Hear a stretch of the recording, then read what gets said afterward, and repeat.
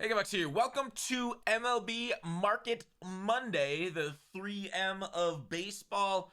Not just tape, but a few things I want to go through. You know, the best place to find flips right now. We'll talk about investments, and kind of that's what I want to talk about right away is those investments, right? Those are the biggest things in MLB The Show. We'll do an investment video on live series later. But this is more like, you know, meta analysis about things to come on their way. Now, first inning bosses. Now, we know they are going away soon, and I'm going to show you here in a second where, right here, right? So on 5/7, the second inning program is available. Now, monthly rewards are the 5th. That's kind of nice. Maybe I can do it if you guys want to see a prediction video for monthly awards, but generally, it's, you know, not that relevant, more just like kind of for fun. I guess we can do fun things, but don't we hate fun? Don't we hate fun on this channel? Fun is the enemy of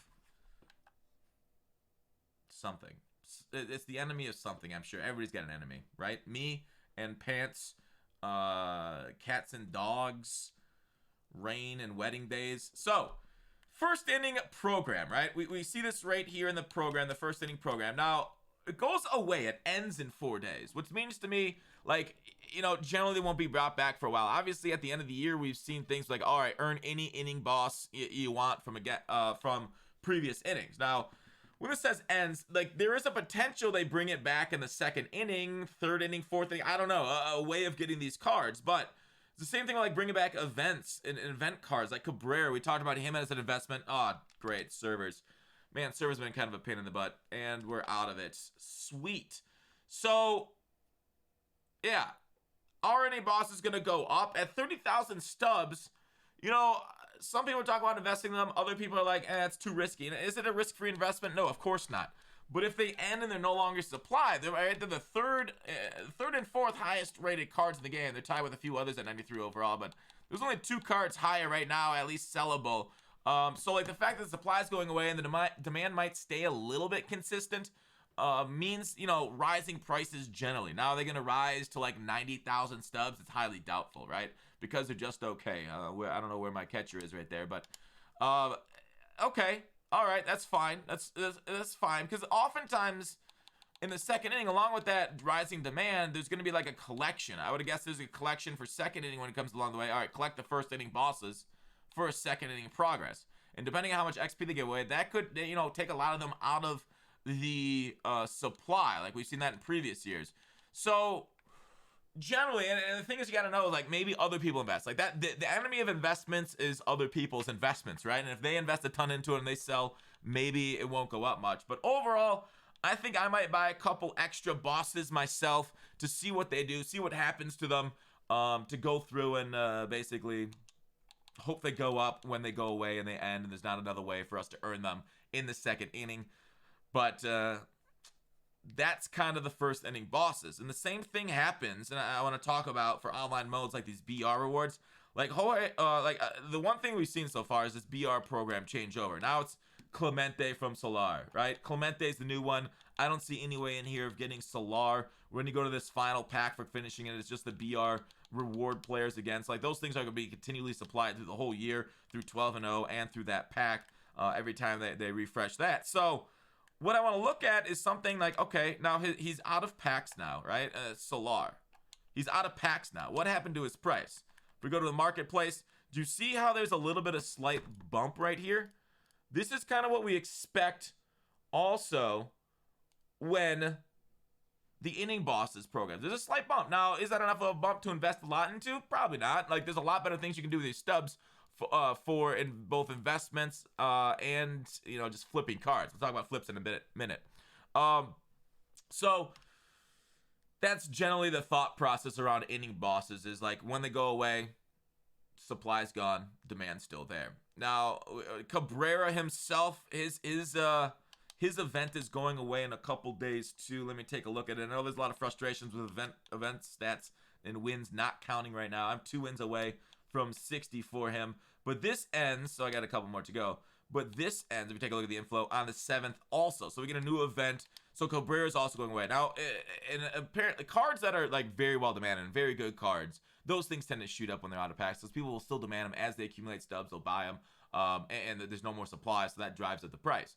Is Cabrera god tier? Not really. He's okay though. I don't mind Cabrera. If you do invest in him, good luck. If he goes up or not. But those two things are refreshing on the 7th. Low end inning player cards, of course, you'll want to save for later sets down the road because they will shoot up if they come out with a Mike Trout set or the Honest Wagner set the last couple years. But that is what, like 2-3 months from now, so that's a little bit of a longer term investment to kind of have and save if you got the extra stubs to hold them. I do want to talk about like packs in the market. So like I was looking at some prices. I was able to get Mookie Betts out of my 12 win reward, and you know, his price varies quite a bit. Right now, it's 90,000 stubs, and it's a Monday. Like, you know, packs aren't in the game at all. What's going on? But I was able to sell mine for 98,000, or my extra one, right? So I do want to kind of take a look at that. Like, we see these market analysis, like they go up and down, whatever, and they got kind of a long-term downward trend as people earn more Mookies out there, and people start, you know, having their Mookies by locking them in the live series. There's not the demand kind of stays a little steady of down slightly, but the supply keeps going up.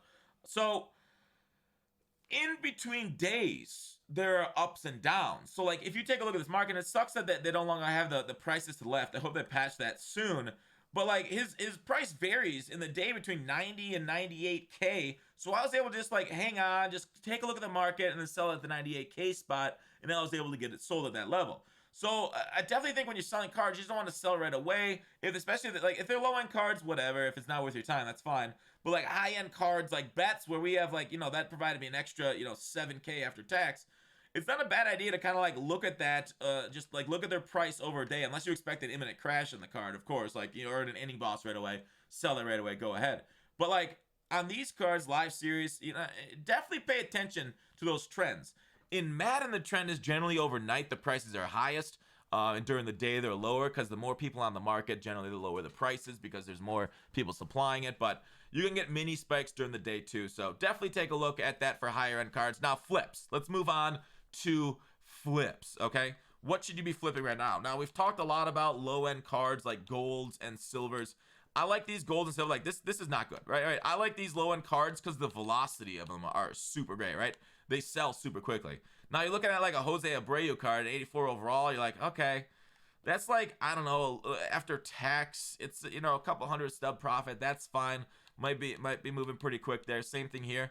But I think like going even lower, we talked about this down to these levels. You're still getting a pretty decent of, I would guess, velocity of it. But more people are just going to sell to you immediately for lower end cards, right? So it's going to be a lot quicker, the flip process, the lower you go. And like the gaps between the cards stay pretty consistent, right? Even though they're lower priced, lower tax taken out, and then your profit is pretty similar with that. So like you can make a lot more stubs by going down, let's say, even into the bronze category, right? You know, because of the amount of stubs you can make and the amount of orders you can put up there, right? You have to do more orders, but like it's gonna finish quicker. You'll be able to flip quicker and get that continually income stream versus kind of like having like, say if you flip diamonds, right? Say if you flip diamonds up here, and you're like, okay, well I'm gonna put in an order, and like a lot of these don't even look good to flip, right? This Trevor Bauer is fine to flip right now. There's a profit there, but like Trevor Bauer, you're gonna get overcut pretty quickly. You're gonna get people not selling to you for minutes at a time. And it's going to be kind of like frustrating sometimes on that. So another guy on the lower card, but even more, take a look at not just the players, right? The things to flip, I think, like I said, all these diamond cards don't really move that quickly. But like, I don't mind like these things. Like you see these spreads, and I'm still amazed that there's so many spreads with so many people online. But people will just sell these. Like if they're gold, they're like, all right, get it out of my binder or whatever. I'm going to pull you out of pack, then just sell to the highest price. So like, these are not bad, and they move quickly. Even going into the silvers, right? There's literally no competition for these Rowlings right here. It's zero sell now. So you can just put up like a stub order for like 5, and then you flip it. They sell to you for 5, you throw it up for 48. So like these are like low stub methods of grinding and starting out on the market to flip. So like you do not need many stubs to start the flip process to get this, and to like basically people have no money spent that already gotten Chipper Jones like days ago, like weeks ago, right? So equipment are fine. Sponsorships have decent spreads on them. I haven't really gotten to the market though. I don't know how quickly they sell and how many sell a day. I guess I can go look at theshownation.com. But the spreads here are nice, right? There's 2,000 stubs spread here So definitely look at sponsorships too, so you can kind of dip your toes in the market, because there's quite a bit. Like right here, like that's an easy 3,000 stub if you just buy at 7,002 and you sell and then you sell at 10,999. So like there's tons and tons of spread here. So don't just look at the player market. I think like stadiums themselves too, there's no competition. People pull stadiums out of packs like, oh, this is awful. And then like you could buy it for like a couple stubs and then you sell it for 79 stubs right here at Comerica. Like, and you just do that over and over. Now it is obviously going to take time, right? Nothing is gotten for free. Time is value. Unlockables, you know, they quick sell for 1,000. You might be able to get a couple of people to sell for you, like the wolf owl, but I don't love the unlockables because they are basically minned out at their quick sell price, but you can still make some stubs if you really do work it. Perks themselves, perks are not bad. If you can buy for 85, 16 here, they basically insta sell at 10,000.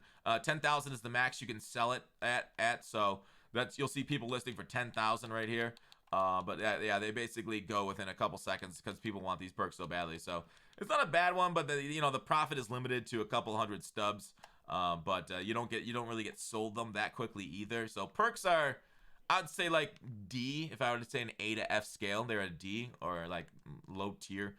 So those are kind of what I'm like. I think the best things to flip right now might be some of these lower end cards here, not just on the MLB players.